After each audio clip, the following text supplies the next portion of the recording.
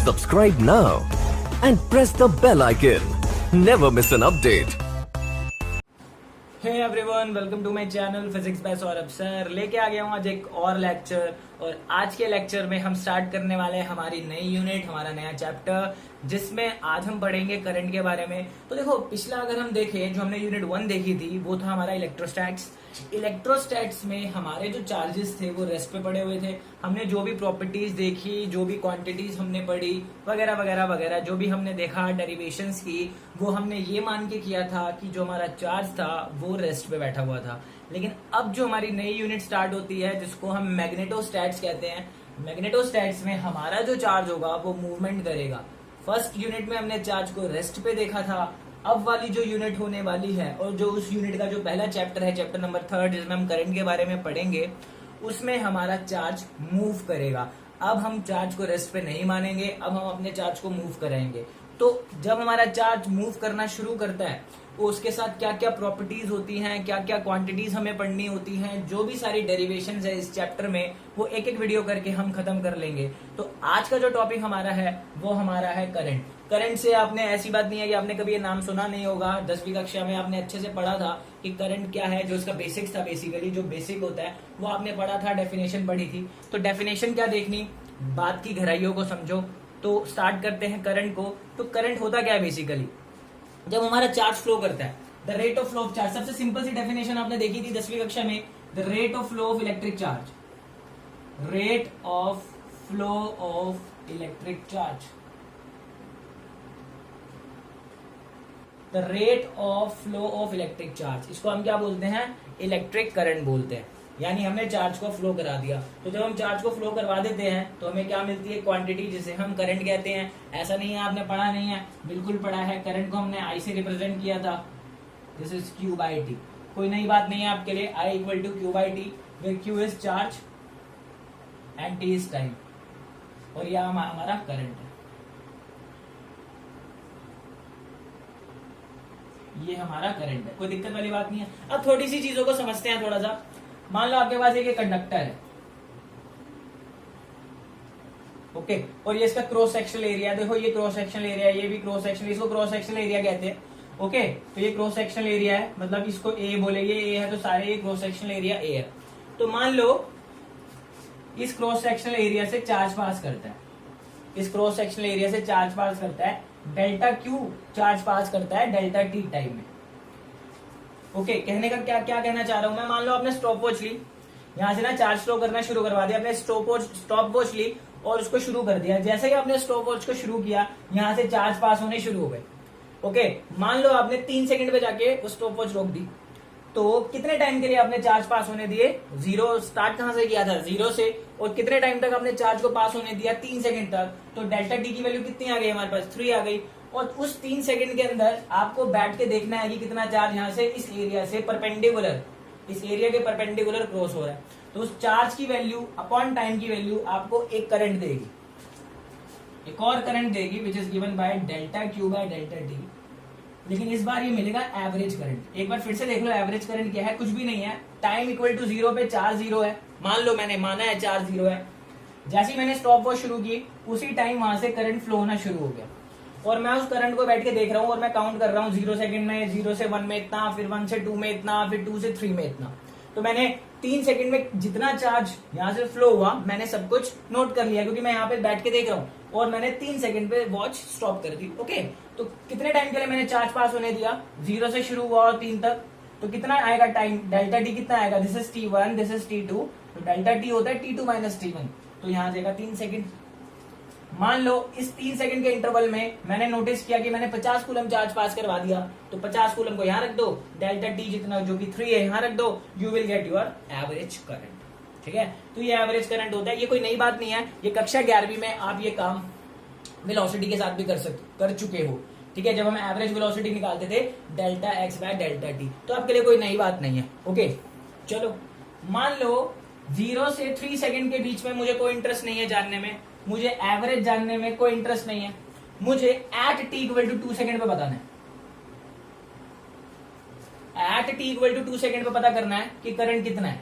At a point पे। तो जब हम एट ए पॉइंट की बात करते हैं तो हम एट अ इंस्टेंट की बात कर रहे हैं, उसी वक्त की बात कर रहे हैं, एट एन इंस्टेंट। तो उस करंट को हम बोलते हैं इंस्टेंटेनियस करंट। और ये इंटरवल बहुत छोटा हो गया क्योंकि देखो यहाँ पे इंटरवल दिख रहा है, और ये देखो इंटरवल छोटा छोटा होकर एक पॉइंट पर सिकुड़ गया। तो इंटरवल छोटा होने की वजह से तो उस पर लिमिट लग जाती है, और आप जानते हो कोई नई बात नहीं है, दिस इज dq/dt। तो इंस्टेंटेनियस करंट है। तो दोनों में आपको फर्क पता है, ये जो फॉर्मूला है वो इंटरवल के लिए यूज होता है, और ये जो फॉर्मूला है एट एन इंस्टेंट के लिए यूज होता है। ओके, और ये डी यहाँ पर ये जो है इसको हम कैसे रीड करते हैं, differentiation of Q with respect to time. आपको क्या मिल जाएगा, आपको करंट मिल जाएगा। कौन सा वाला करंट मिलेगा, आपको इंस्टेंटेनियस वाला करंट मिलेगा। ये भी कहानी आप पढ़ चुके हो, जब आपसे एवरेज वेलोसिटी की बजाय आपसे इंस्टेंटेनियस वेलोसिटी पूछ ली गई थी 11वीं कक्षा में, तो भी आपने dx/dt करके ये सब पढ़ा था। तो कोई दिक्कत वाली बात नहीं है। तो बेसिकली हमने करंट को देखा, व्हाट इज हमारा करंट, करंट हमारा है the rate of flow of electric charge. तो करंट की वैल्यू हमने q/t लिखी थी। फिर हमने देखा एवरेज करंट क्या होता है, एवरेज करंट होता है कि अगर किसी क्रॉस सेक्शनल एरिया से डेल्टा q चार्ज पास हो रहा है डेल्टा t टाइम में, तो उन दोनों को डिवाइड करके क्वांटिटी मिलेगी, जिसको हम क्या बोलेंगे, एवरेज करंट। ओके, मान लो मैं उसमें इंटरवल में निकालने में इंटरेस्टेड नहीं हूं, मुझे एट अ पॉइंट पे चाहिए। तो एट अ पॉइंट के लिए क्या करेंगे, एट अ पॉइंट के लिए हम यहाँ पर डिफरेंशिएशन का यूज करेंगे। ये कोई नई कहानी नहीं थी, आप पढ़ चुके हो, कोई दिक्कत वाली बात नहीं है, अच्छी बात है। चलो इसकी यूनिट देख लेते हैं। यूनिट आप लोग जानते हो कैसे निकाली हमने। चार्ज की यूनिट क्या होती है हमारे पास, कूलम्स। ओके, और टाइम की यूनिट क्या होती है, सेकंड। तो करंट की यूनिट क्या आ रही है, कूलम्स पर सेकंड। जो कूलम पर सेकंड होता है उसको हम एम्पियर कहते हैं, कैपिटल ए से रिप्रेजेंट करते हैं, और एम्पियर्स कहते हैं, स्पेलिंग देख लो,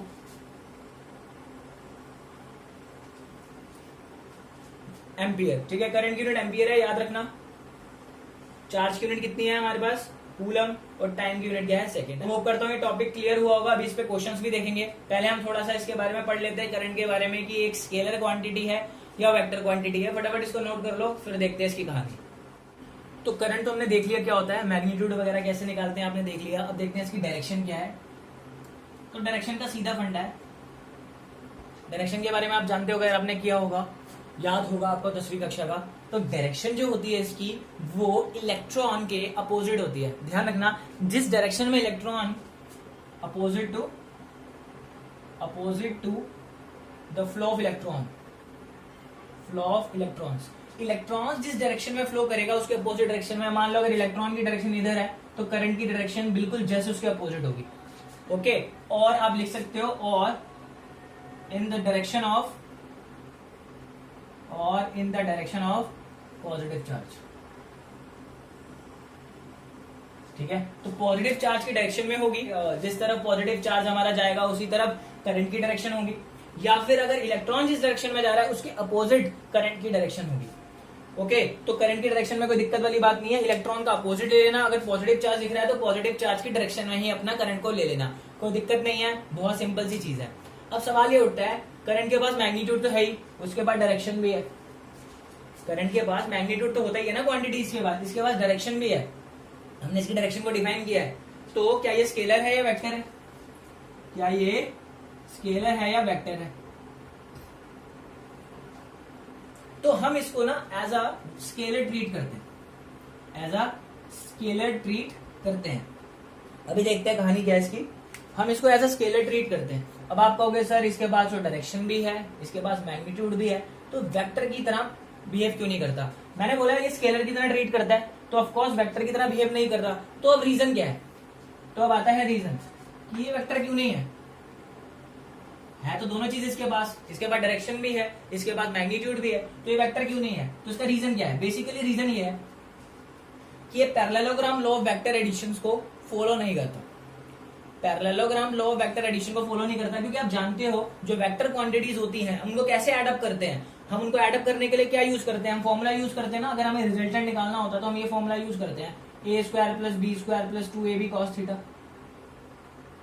तो यानी अगर उन दो क्वांटिटीज के बीच का एंगल चेंज होगा, बेसिकली एंगल चेंज होगा तो हमारा रिजल्टेंट चेंज होगा। लेकिन करंट के केस में ना ऐसा हो नहीं रहा था। देखो ये इस चीज को फॉलो नहीं कर रहा था। मेरे कहने का क्या मतलब है, मान लो ये दो वायर है, यहाँ से 2 एम्पियर करंट आ रहा है और यहाँ से 3 एम्पियर करंट आ रहा है। ओके, और मान लो ये जंक्शन है और यहाँ पे जा रहा है, तो यहाँ से 3 और 2 ऐड होके 5 एम्पियर जा रहा है। ओके, ये एंगल क्या था इन दोनों वायर्स के बीच में, 3 और 2 के बीच में 90 डिग्री था, तो आंसर 5 आ रहा था। अगर मैंने एंगल को यहाँ पर मान लो 60 डिग्री कर दिया, यहां से अगेन 3 एम्पियर, यहां से अगेन 2 एम्पियर आ रहा है, सॉरी अगेन एड अप होके 5 एम्पियर ही आ रहा है। तो जैसा कि आप देख पा रहे होंगे, अगर ये वेक्टर क्वांटिटीज होती, अगर ये वेक्टर की तरह बिहेव कर रहा होता, तो इस टर्म में और इस टर्म में आंसर में फर्क आता, क्योंकि देखो यहाँ एंगल 90 और ये एंगल 60 है, तो एंगल वैल्यूज में फर्क आता। लेकिन अगर आप ध्यान से देखोगे, ये डायरेक्ट ऐड हो रहा है, 3 + 2 = 5, यहाँ पर भी डायरेक्ट ऐड हो रहा है, 3 + 2 = 5, ये तो डायरेक्ट ऐड अप हो रहा है, और डायरेक्ट ऐड अप होके आपको वैल्यूज दे रहा है, एंगल पे डिपेंड ही नहीं कर रहा, और डायरेक्ट ऐड हो रहा है, तो स्केलर सम की प्रॉपर्टी को फॉलो कर रहा है। ये एक स्केलर सम होता है। स्केलर सम का क्या मतलब है, 2 किलो आटा + 3 किलो आटा = 5 किलो आटा। तो यहाँ पर अगर आप ध्यान से देखोगे तो इसको एंगल का कोई फर्क नहीं पड़ रहा है। ओके, तो यानी इसका मतलब ये है कि ये वेक्टर एडिशन की प्रॉपर्टीज को फॉलो नहीं कर रहा है। तो रीजन अगर आपसे कोई पूछ ले कि ये वेक्टर क्यों नहीं है, कि उसके बाद दोनों चीज होने के बावजूद ये वेक्टर नहीं है, तो आप ये एग्जांपल से दिखा सकते हो कि ये थीटा पे डिपेंड कर ही नहीं रहा है, ये वेक्टर एडिशन की प्रॉपर्टी को फॉलो कर ही नहीं रहा है। और जब ये वेक्टर एडिशन की प्रॉपर्टी को फॉलो ही नहीं करेगा, तो हम इसको वेक्टर क्यों बोलेंगे, हम इसको वेक्टर नहीं बोलेंगे। ओके, तो हम इसको एज अ स्केलर ट्रीट करते हैं, डायरेक्ट एड अप करते हैं। ओके, मान लो आपके पास एमसीक्यू है, और आप ध्यान रखना, रियलिटी में ये टेंसर क्वांटिटी है। ये क्या होता है, ये बहुत बड़ा टॉपिक है, ये बहुत बड़ी दुनिया है जो आगे बीएससी वगैरह में पढ़ाई जाती है। ओके, तो ये बहुत बड़ी कहानी है। जनरल थ्योरी ऑफ रिलेटिविटी वगैरह जो प्रूफ किए गए थे एल्बर्ट आइंस्टाइन द्वारा, वो टेंसर्स की ही मदद से किए गए थे। ये एक तरह से एज अ टूल यूज होता है कैलकुलेशंस के अंदर। Okay, it very important. तो अभी आपके काम का नहीं है, पर आपको याद रखना है कि ये टेंसर क्वांटिटी है। ओके, 0 ऑर्डर की। लेकिन अगर आपके पास ऑप्शन आते हैं और आपसे पूछता है करंट स्केलर है, वेक्टर है, कुछ नहीं है, अगर ऑप्शन में आपको स्केलर दिया और टेंसर भी दिया, तो आपको टेंसर टिक करना है, टेंसर को प्रायोरिटी देनी है। और अगर टेंसर नहीं है ऑप्शन के अंदर, तो आपको स्केलर करना है। लेकिन वेक्टर तो ये कतई नहीं है, ये हमने एग्जांपल से देख लिया। रीजंस आपके पास हैं कि ये पैरेललोग्राम या फिर वेक्टर एडिशन की प्रॉपर्टी को फॉलो नहीं कर रहा है। अगर आपको कोई सिंपल भाषा में समझाओ, तो आप ऐसे सिंपल भाषा में समझा सकते हो और खुद समझ भी सकते हो कि यहाँ पर एंगल बदलने से वैल्यू बदल जानी चाहिए थी, लेकिन नहीं बदली। डायरेक्ट ऐड हो रहा है, 3 + 2 3 + 2, कोई भी वैल्यू लो ऐड अप हो जाएगा। अगर दूर जा रहा है तो माइनस हो जाएगा, सिंपली ऐड हो रहा है, सिंपली माइनस हो रहा है। That's why it is not a vector quantity, क्योंकि प्रॉपर्टीज को फॉलो नहीं कर रहा। होप करता हूँ आपको क्लियर हो गया होगा, डायरेक्शन का फंडा क्लियर हो गया होगा, और स्केलर, वेक्टर और टेंसर का फंडा भी क्लियर हो गया होगा। ओके, तो फटाफट नोट कर लो, और इसके थोड़े से क्वेश्चंस देखते हैं जो आपको 1 मार्क्स में थोड़ा सा परेशान कर सकते हैं, तो उनको खत्म कर लेते हैं। देखते हैं हमारा क्या है वो क्वेश्चंस देख लेते हैं। इस टाइप का क्वेश्चंस थोड़ा सा कॉमन है, सिंपल सा सवाल है 1 मार्क्स का। मान लो आपको चार्ज देता है as a function of time, जैसे आपको याद है डिस्टेंस दे देता था as a function of time, और आपसे वेलोसिटी पूछ लेता था। ऐसे ही आपको चार्ज दे देता है as a function of time, जैसे कि 4t² - 3t + 5। Okay, where t is time, q is charge in coulombs। Okay, तो आपसे पहला सवाल ये पूछता है कि फाइंड करंट। आपको करंट निकालना है between t = 0 to t = 4 second, t = 1 to t = 4 second. Okay, second में आपसे पूछता है find instantaneous current eight t = 3 seconds. Find instantaneous current eight t = 3 second. देखो सवाल क्लियर हो गया होगा। तो देखो पहला जो सवाल है वो इंटरवल पे बेस्ड है। देखो इसमें इंटरवल दिया हुआ है, और मैंने आपको बताया जब भी इंटरवल दिया होगा तो आपको एवरेज वैल्यू पूछ रहा है। वो क्या पूछ रहा है, एवरेज वैल्यू पूछ रहा है। तो यहाँ एवरेज करंट आएगा, तो जो हमारा आंसर है फर्स्ट वाला, तो हम यहाँ पे क्या यूज करेंगे, आई एवरेज। तो आई एवरेज का फॉर्मूला क्या होता था, ΔQ/ΔT। तो ΔQ का क्या मतलब है, final charge minus initial charge, यानी Q2 - Q1, T2 - T1। Simple सा लॉजिक है। ओके, तो जो आई एवरेज की जो वैल्यू आई है हमारी Q2, देखो Q2 का क्या मतलब है, फाइनल चार्ज। देखो ये हमारा initial point, this is my T1 and this is my T2। तो जब आप T1 की वैल्यू यहाँ डाल दोगे इस Q में, तो आपको Q1 मिल जाएगा, और जब आप T2 की वैल्यू Q में डाल दोगे तो आपको Q2 मिल जाएगा। तो यहाँ पे अगर आप लिख भी सकते हो, Q2 का मतलब है 4 सेकेंड, तो आप लिख सकते हो एट 4 सेकेंड माइनस Q1 का क्या मतलब है, eight 1 second, upon T2 - T1 कितना है, 4 में से 1 गया, 3। तो मैंने आपको क्या सिखाया, Q एट 4 सेकंड का क्या मतलब है, Q में 4 की वैल्यू, टाइम की वैल्यू 4 डाल दो, बस सिंपल। कोई दिक्कत वाली बात तो नहीं है ना। Q2 का क्या मतलब है, समझ आ गया, टाइम 2 है, तो जब आप टाइम 2 को Q में डाल दोगे तो वो ऑटोमेटिकली Q2 बन जाएगा, और जब आप टाइम 1 को Q में डाल दोगे तो वो Q1 बन जाएगा। तो मैं वही कर रहा हूँ। तो Q2 निकालना है, Q2 निकालने के लिए मैं टाइम 4 सेकंड डाल रहा हूँ, Q1 निकालने के लिए मैं टाइम 1 सेकंड डाल। तो जब यहाँ टाइम की जगह 4 डालेंगे तो 4 4 16, 16 4 64, माइनस 3 4 12 प्लस 5। अब फिर माइनस लगेगा यहाँ पर, माइनस, अब Q में टाइम की वैल्यू 1 सेकंड डाल दो, तो you will get 4 minus 3 plus 5। Upon में हमारा ऑलरेडी 3 चल रहा है, तो उसको सिंपल सॉल्व कर दो, तो क्या आ जाएगा, 64 plus 5 69, it will get, you will get 57 minus 5 और 9 6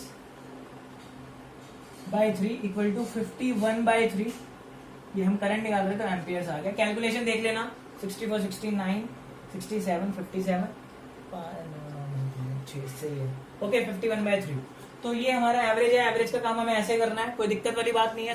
जो हमारा सेकंड पार्ट है उसमें देखो इंस्टेंटेनियस की बात कर रहा है, एट अ पॉइंट की, और जब आप जानते हो जब वो एट अ पॉइंट देगा तो हमें क्या करना है, तो हमें क्या, कौन सा फॉर्मूला लगाना है, I इक्वल टू dq/dt। तो डिफरेंशिएट करना है, तो यहाँ पे Q की वैल्यू पुट कर दो। Q कितना है हमारे पास, 4t square minus 3t plus 5। Okay, अब हम इसको डिफरेंशिएट करेंगे, ये इसके लिए भी होगा, इसके लिए भी होगा और इसके लिए भी होगा। तो 4 को बाहर कर देंगे, टी स्क्वायर का डिफरेंशिएशन क्या लिखेंगे, 2t। मैंने आपको सिखाया था, पावर को आगे ले आते हैं और जो t की पावर है एक कम कर देते हैं। तो मैं पावर को आगे ले आया, t की पावर को 2 को 1 कर दिया, 1 को हम लिखते नहीं, अच्छी बात है, माइनस 3 को बाहर किया, t से t कैंसिल हो जाएगा, dq की ऊपर भी dt नीचे भी dt, तो t का डिफरेंशिएशन 1 होता है, तो यहाँ पे 1 लिख दिया। और ये खाली कांस्टेंट टर्म है, इसका डिफरेंशिएशन 0 होता है। तो हमारे पास क्या आ रहा है, 8t माइनस 3। अब t मैंने कितना दिया है आपको, मैंने t आपको 3 सेकंड दिया है, तो यहाँ पे t की वैल्यू 3 सेकंड पुट कर दो, तो यू विल गेट 24 माइनस 3, 8 से 24 माइनस 3 21 एम्पियर। तो चलो ये फटाफट नोट कर लो, तो हम चलते हैं हमारे नेक्स्ट क्वेश्चन पे। तो आज एक क्वेश्चन और देख लेते हैं। इस बार, पिछली बार आपको चार्ज दिया था as a function of time, इस बार आपको करंट दे दिया, उल्टा दे दिया क्वेश्चन। तो I दे दिया आपको t स्क्वायर माइनस 1, करंट की वैल्यू दे दी आपको t स्क्वायर माइनस 1, ये करंट है और ये आपका टाइम है सेकेंड्स में, और आपसे पूछ रहा है फाइंड चार्ज फ्लो, कितना चार्ज फ्लो करेगा बिटवीन 0 to 3 सेकेंड। सवाल को समझो क्या कह रहा है, आपको करंट दे दिया है, कितना चार्ज फ्लो कर रहा है कंडक्टर में क्रॉस सेक्शन एरिया से 0 से 3 सेकंड के बीच में, इंटरवल दिया हुआ है अगेन। तो देखो अगर आपको चार्ज दिया होता तो आप यहाँ पे एवरेज करंट की वैल्यू निकालते, लेकिन आपसे करंट नहीं पूछ रहा है, यहाँ पे आपसे चार्ज की वैल्यू पूछ रहा है। तो देखो सवाल जो है उल्टा हो गया, पिछली बार मैंने चार्ज देकर करंट पूछा था तो आपने डिफरेंशिएशन लगाया था, क्या लगाया था, डिफरेंशिएशन। अब आपको मैंने करंट देके चार्ज पूछा है, तो डिफरेंशिएशन का उल्टा लगाना है आपको। डिफरेंशिएशन का उल्टा होता है हमारा इंटीग्रेशन, ठीक है, एंटी डेरिवेटिव। कैसे करते हैं, सिंपल फॉर्मूला में ये यूज करना है, I equal to dq/dt। Okay, I equal to dq/dt। तो dq की वैल्यू कितनी आ जाएगी मेरे पास, ये dt इधर जाके मल्टीप्लाई हो जाएगा, I dt, क्या हो जाएगा, I dt। तो ऐसी कंडीशन हमारे पास बन जाती है। तो जब भी हमें चार्ज निकालना था तो मैंने इसको अकेला रख लिया। अब इस क्वेश्चन को कैसे करते हैं, अब हमें इंटीग्रेशन करना है दोनों तरफ। तो देखो यहाँ पे dq है, तो यहाँ पे q का इंटीग्रेशन हो रहा है, यहाँ पे dt है, तो यहाँ पे टाइम का इंटीग्रेशन हो रहा है। ओके, तो जब मैं dq का इंटीग्रेशन करूंगा तो मुझे चार्ज मिल जाएगा टोटल। यहाँ पे मैं टाइम का इंटीग्रेशन कर रहा हूँ, तो टाइम का जो मैं इंटीग्रेशन करूंगा वो कहां से कहां करूंगा, लिमिट लगाएंगे नीचे 0 to 3, क्या लगाएंगे, लिमिट 0 से 3, क्योंकि यहाँ टाइम का इंटीग्रेशन हो रहा है यहाँ की। तो dq का इंटीग्रेशन मुझे क्या दे देगा, टोटल चार्ज दे देगा। dq का इंटीग्रेशन जो है मुझे टोटल चार्ज दे देगा, क्योंकि इंटीग्रेशन मुझे मिल गया। और कहां से कहां हो रहा है इंटीग्रेशन, टाइम का 0 to 3, तो यहाँ पे I की वैल्यू पुट कर दो, t square minus 1 dt 0 to 3। अब ये dt इसके लिए भी है और उसके लिए भी है, तो उसको ऐसे लिख सकते हैं, t square dt minus dt, दोनों के लिए डिफरेंशिएशन और इंटीग्रेशन में ये सेम रूल होता है। ओके, तो देखो t स्क्वायर का जो, देखो t स्क्वायर dt का इंटीग्रेशन होता है t की पावर 3/3, तरीका क्या है, पावर में एक ऐड कर दो और वही टर्म नीचे लिख दो, सिंपल।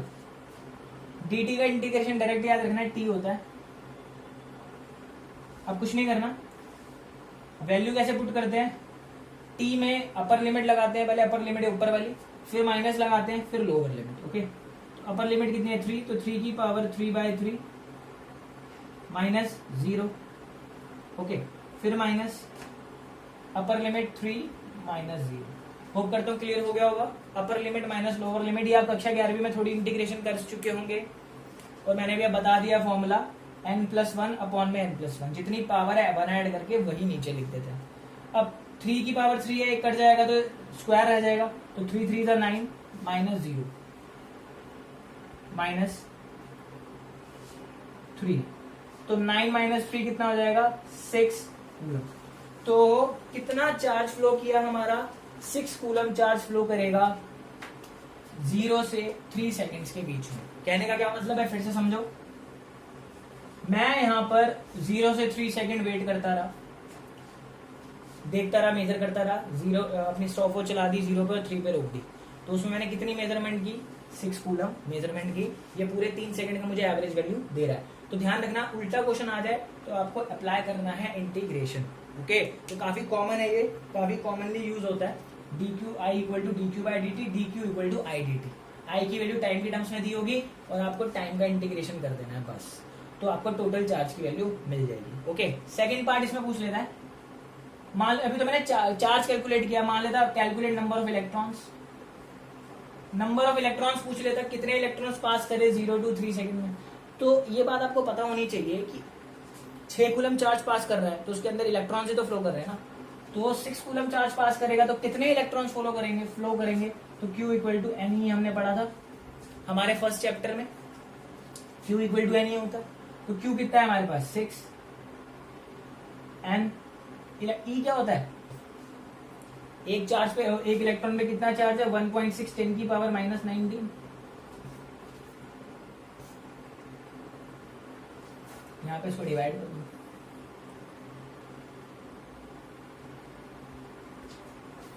इसको आप सॉल्व कर लेना, आपको मिल जाएगा n की वैल्यू। n क्या होता है, नंबर ऑफ इलेक्ट्रॉन्स हमें मिल जाएंगे, कितने इलेक्ट्रॉन्स हमने पास करवाए हैं। तो होप करता हूं आपको ये चीज समझ में आई होगी, क्या है हमारा मामला और क्या चीज है ये, क्या करंट वगैरह है। तो हमारी जो नेक्स्ट वीडियो होगी उसमें हम पढ़ेंगे ड्रिफ्ट वेलोसिटी के बारे में, क्या होती है ड्रिफ्ट वेलोसिटी, क्या है उसके करंट के साथ रिलेशन, और बहुत सारी डेरिवेशंस आने वाली है। ये एक इंट्रोडक्शन वीडियो थी, होप करता हूं आपको क्लियर हो गया होगा। हमारी next video time to time आती रहेंगी ताकि आपके सारे जो टॉपिक्स हैं वो आराम से क्लियर हो जाए। तब तक के लिए ध्यान रखो अपना, स्टे होम, स्टे सेफ।